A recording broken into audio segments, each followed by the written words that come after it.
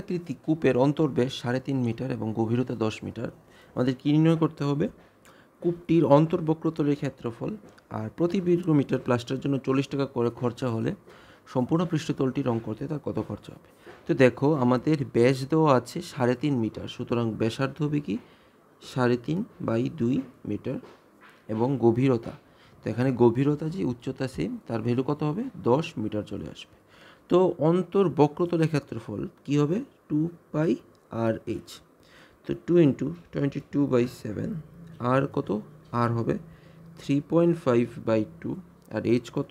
10। তো দেখো, এটাকে 7 দিয়ে কাটলে কত চলে আসবে? 0.5। ঠিক আছে, 2 দিয়ে 2 গেল, 0.5কে 10 দিয়ে গুণ করলে 5 চলে আসবে, এবং 22কে যদি আমি 5 দিয়ে গুণ করি কত চলে আসবে? 110 মিটার স্কোয়ার বা বর্গমিটার। এটা কি? এটা হলো আমাদের কূপের অন্তর্বক্রতলের ক্ষেত্রফল।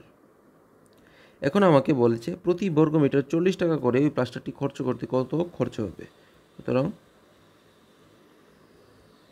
মোট খরচ হবে 110 কি তার অন্তর্বক্রতলের ক্ষেত্রফল, এবং প্রতি বর্গমিটার রং করতে কত? 40 টাকা খরচ হতো। 4 দিয়ে যদি গুণ করো 440, আর 2টা 0, কত? 4400 টাকা।